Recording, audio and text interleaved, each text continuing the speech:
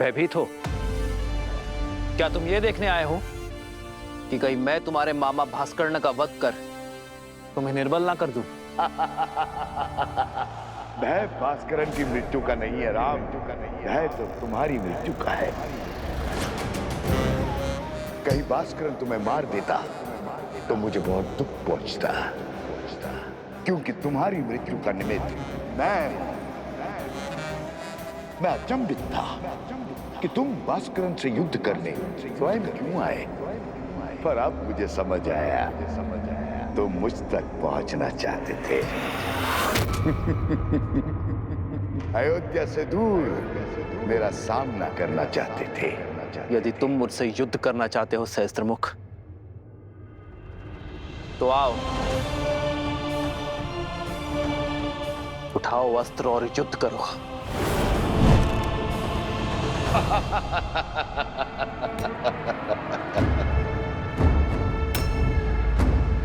मेरे शस्त्र सदा मेरे साथ रहते हैं राम। मेरा मुख मेरा धनुष है जो सहस्त्र दिशाओं में है। शब्द मेरे बाण हैं जो व्यक्ति के मन को चीर देते हैं। असत्य मेरी खड़क है जो सत्य के प्रति प्रमाण को काट देती है। संदेह मेरा चक्र है जो विवेक को व्यूह में फंसा देता है। अविश्वास मेरा भाला जो धर्म की छाती चीर दे। बोलो राम, है इतने शस्त्रों से सामना करने की क्षमता?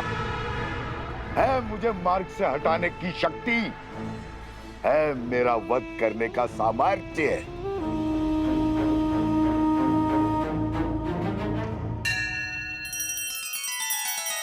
श्री रामचंद्र कृपालु भजु मन हरण भव भय दारुणम। नव कंज लोचन कंज मुख कर कंज पद कंजारुणम।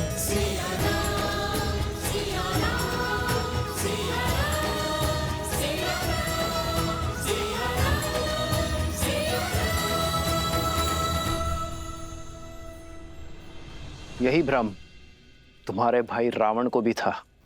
जानता हूं राम, जानता हूं तुम महान योद्धा हो, पर मैं दशानन रावण की तरह मूर्ख नहीं हूं जो जानता था कि बाहुबल में तुमसे जीतना असंभव है। तुम्हारे साथ इंद्र है, फिर भी युद्ध भूमि में तुम्हारे सामने खड़ा हो गया। जो युद्ध बुद्धि से जीतना था उसे बल से जीतने की हट कर बैठा। प्रचंड घने वृक्ष सरलता से कट जाते हैं राम, पर मैं सारे जगत में उगने वाली घास हूं जो दिखती तो निर्बल है पर होती अनंत है। मुझे एक जगह से उखाड़ोगे तो मैं सहस्त्रों जगहों पर उग आऊंगा। मेरा खून बहाओगे तो मैं रक्त बीज बन जाऊंगा। तुम्हारे बल से तो मैं परिचित हूं। अयोध्या वासियों का दूषित मन मेरे बल का परिचय है। रघुकुल के सत्य के प्रकाश में असत्य के अंधकार का अंत निश्चित है सहस्त्रमुख। इस राम राज्य की कल्पना सारा संसार कर रहा है। वो अयोध्या में कभी स्थापित नहीं होगा राम। प्रहार करने वाले के हाथ तो रोक दिए जा सकते हैं, किंतु बोलने वाले मुख को नहीं रोका जा सकता है। मैं सहस्त्र रावण अपने सहस्त्रों मुंह से अयोध्या में हाहाकार मचा दूंगा। तुम्हारे मंत्रियों और अधिकारियों में लोभ और लालच भर दूंगा। प्रजा के मन में अविश्वास और संघर्ष का बीज बो दूंगा। परिवार को ईर्ष्या और द्वेष दे दूंगा। राज्य में विद्रोह उत्पन्न करूंगा। धर्म की धरा पर अधर्म के पुष्प कभी नहीं खिल सकते सहस्त्रमुख। तुम्हारे विष की गगरी मेरे नगरी में कभी नहीं छलकेगी, क्योंकि मैं इसी क्षण इसी स्थान पर तुम्हें बांध दूंगा।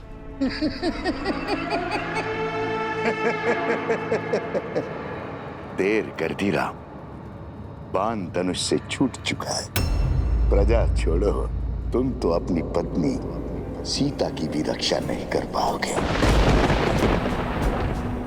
लोक अपवाद से, निंदा से, कुमंत्रणा से अपनी आने वाली पीढ़ी तक की रक्षा नहीं कर पाओगे। अपमान से। जब असत्य परिवार में प्रवेश करता है तो प्रेम और सम्मान सबसे पहले खिड़की से भाग जाते। सच कहूं राम, मैं तुम्हें मारूंगा नहीं, मैं तो तुम्हें जीवित रखकर तुम्हारी मृत्यु का आनंद लूंगा। तुम्हारी मर्यादा के वध का साक्षी बनूंगा। जब पूरा विश्व एक सुर, एक राग में बोलेगा कि राम की सीता दूषित है, अपवित्र है, चरित्रहीन है।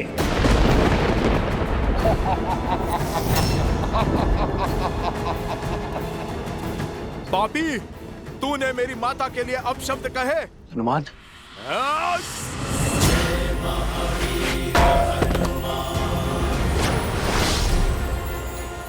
बहुत हुआ तेरा छल, अब तू देखेगा सीता माता के पुत्र का बल। तेरा इसी क्षण अंत कर दूंगा मैं, तेरे लोक अपराध का, तेरे भ्रम और तेरे असत्य का। या तो तुम महाबोले हो या महामूर्ख हो वानर। इतना भी नहीं जानते, असत्य को जितनी ऊंचाई दोगे वो उतना ही बलवान होता है, उतना ही शीघ्रता से फैलता है स्वयं। राघव की पत्नी दूषित है, दूषित है, दूषित है। राघव की पत्नी दूषित है, दूषित है, दूषित है।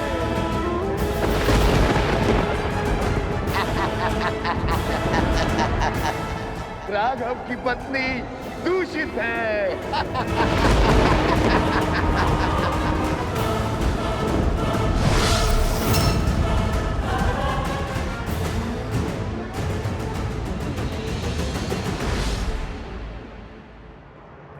सीते,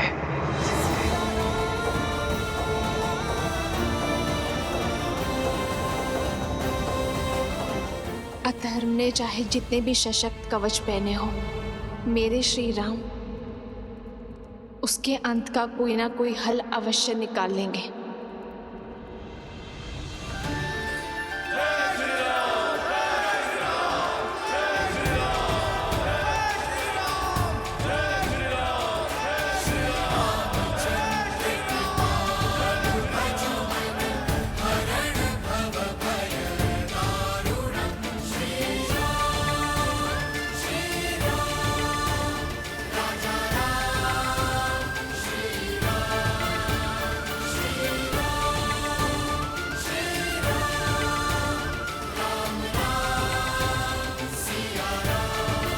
सामर्थ्य की जय जयकार होती है क्या भैया? हाँ, अन्यथा जो हुआ है उसके बाद राम सिया के जय जयकार के योग्य है क्या? जिस राम राज्य की कल्पना सारा संसार कर रहा है, वो अयोध्या में कभी स्थापित नहीं होगा। राम, तुम्हारे मंत्रियों और अधिकारियों में लोभ और लालच भर दूंगा, परिवार को ईर्ष्या और द्वेष दे दूंगा, राज्य में विद्रोह उत्पन्न करूंगा। हनुमान, ध्यान रहे, सहस्त्रमुख का उल्लेख अयोध्या में किसी के आगे नहीं होना चाहिए। पर प्रभु, प्रजा को सावधान करने की आवश्यकता है। जानता हूं हनुमान, किंतु युद्ध में विजय के पश्चात प्रजा और सेना केवल उत्सव की कामना करते हैं, अवसाद की नहीं।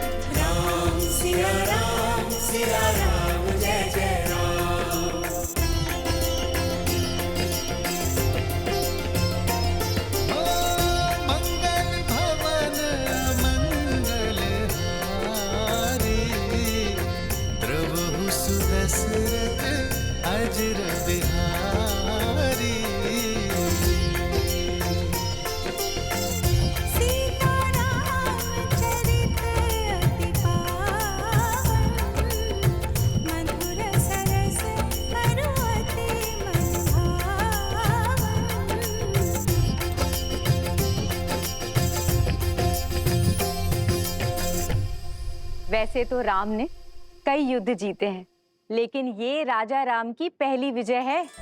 माता, आपको देखना चाहिए था कैसे भैया ने उस दुष्ट भास्करण का वध किया। ना वो धरती पर था और ना ही वायु में। हनुमान जी के सहयोग के कारण। हनुमान जी ने इस युद्ध में भले ही सैनिक ना बनकर, परंतु भैया का सेवक बनकर अपना पूर्ण योगदान दिया है। उनके बिना ये विजय संभव नहीं थी, है ना भैया? इतना विनम्र मत बनो लक्ष्मण। मेरी वीरता की गाथा बताने में अपना शौर्य छुपा बैठे। संहार दमन को कितने साहस के साथ मारा है तुमने, और भास्करण का वध करने में अपने प्राण तक दांव पर लगा दिए। ये विजय केवल राजा राम की नहीं, समस्त अयोध्या की है। और अयोध्या इसी प्रकार हर युद्ध को जीतेगी, फिर चाहे वो युद्ध भीतर का हो या बाहर का। राम सिया राम सिया राम सिया राम, राम सिया राम सिया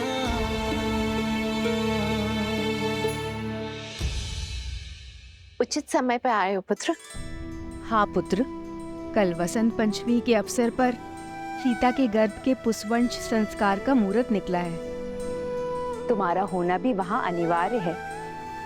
अब तुम आ गए हो तो सारी पूजा विधि विधान पूर्ण हो जाएगी। अवश्य मां।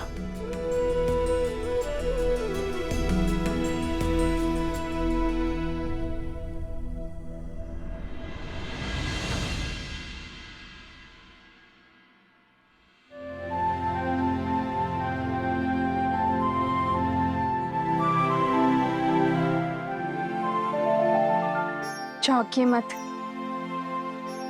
आपके ही हैं।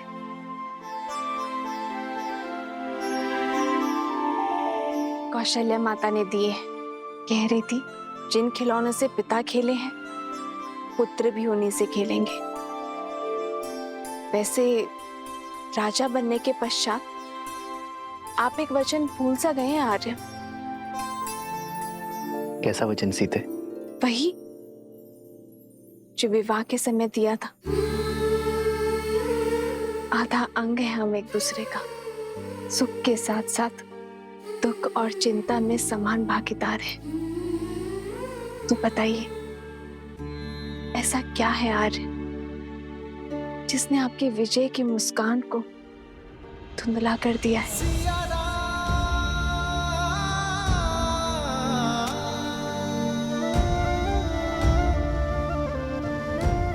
कैसे बताऊं सीते?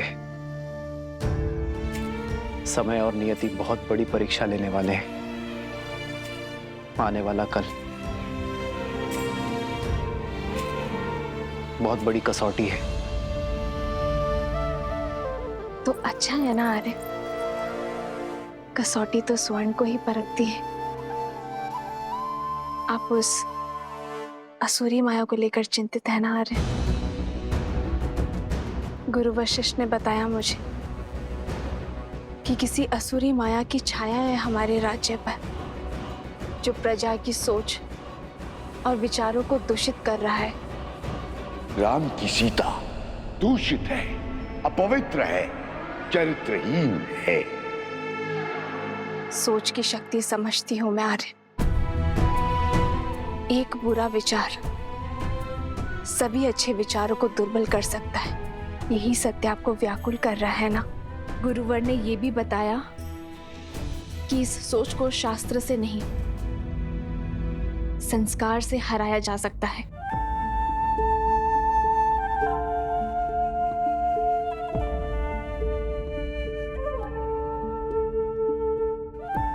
गुरुदेव ठीक कहते हैं सीते।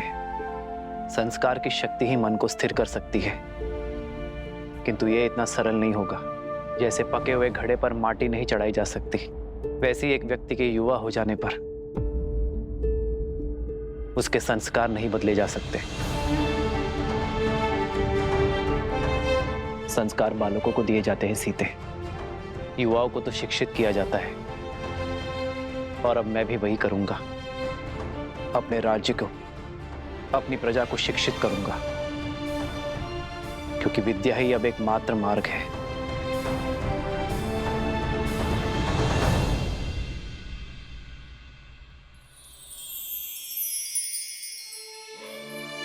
मुझे पूरा विश्वास है आप पर आर्य। जो आपने ठाना है उसे पूरा अवश्य करेंगे।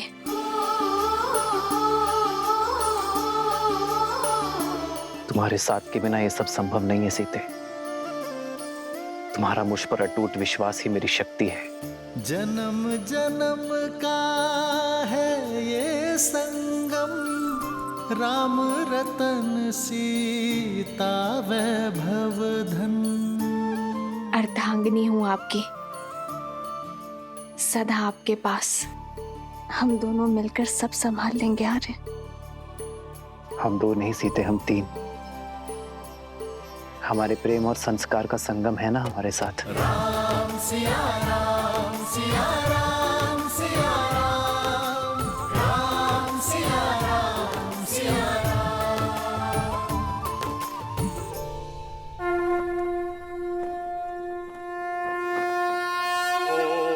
मदव्याः संवृताः पृथ्व्यै समाश्च विश्वकर्मणाः संवृतताग्रहे।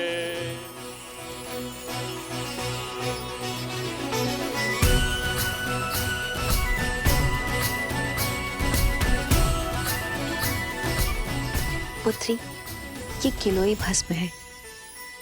इसे अपने दाहिने हाथों से अपने नाक के ऊपर लगाओ और श्वास के साथ भीतर लो। किलो की ये गंध तुम्हें और तुम्हारी संतान को स्वस्थ रखेगा। मंगल भवन अमंगल हारी, द्रवहु सुदशरथ अजर बिहारी।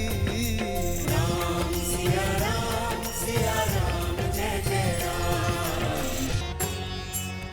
जिस प्रकार सूर्य की किरण पृथ्वी को जीवन देती हैं, उसी प्रकार यह औषधि गर्भास्थ शिशु को पोषण देती है। शरीर के साथ साथ आत्मा को भी शक्ति प्रदान करती है। माता शिशु का आधार होती है। शिशु के प्रति अपने दायित्व को लेकर सदा सज्ज रहती है। किंतु शिशु और समाज के कल्याण के लिए माता पिता के साथ साथ परिवार के जनों को भी यह आश्वासन देना होगा कि वो गर्भ में पल रहे शिशु को सभी समाज की कुरीतियों से बचाएंगे और उसके विकास के लिए सदैव सहायक रहेंगे।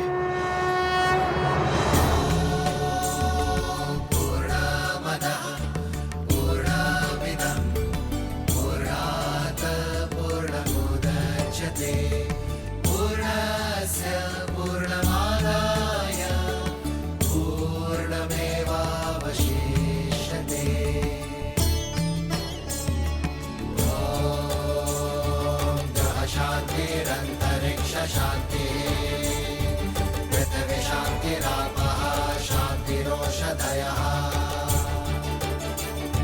शांतिरेव शांतिः साम शांतिरेधि।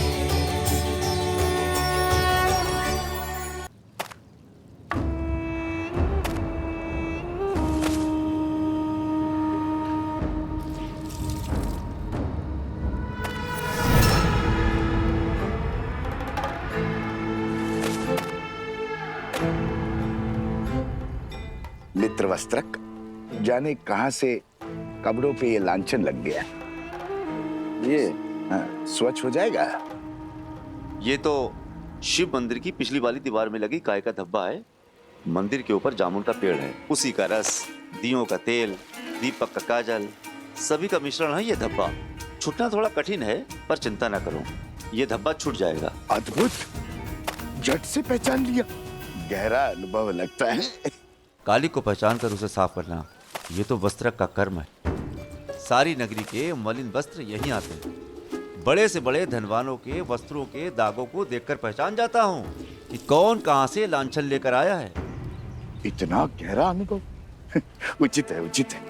फिर तो ये भी जान जाते होंगे कि लांछन व्यक्ति पे लगा है या वस्त्र पे।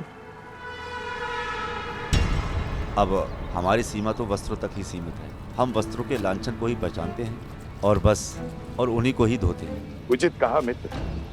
वस्त्र पे लगा लांछन तो धुल सकता है, किंतु व्यक्ति पे लगा लांछन कभी नहीं धुलता, और विशेषतर व्यक्ति यदि नारी। मैं चलती हूँ।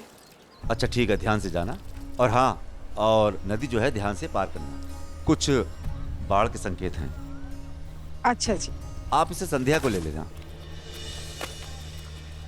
वाह मित्र, सीधे जाने को कह दिया, अंधकार होने से पहले लौटने का निर्देश भी नहीं दिया। इसमें कहने वाली क्या बात है, सदा आ ही जाती है। धन्य हो रे राजा राम और उसकी प्रजा। समाज के लांछन जानते हो और समझते भी हो, फिर क्यों देखकर अनदेखा करते हो? भूल गए, नारी पे लगा लांछन कभी नहीं धुलता। तुम्हारा मन पवित्र है, पर समाज का क्या? जंगल में मोहर नाचेगा तो कहां देखने जाओगे? अब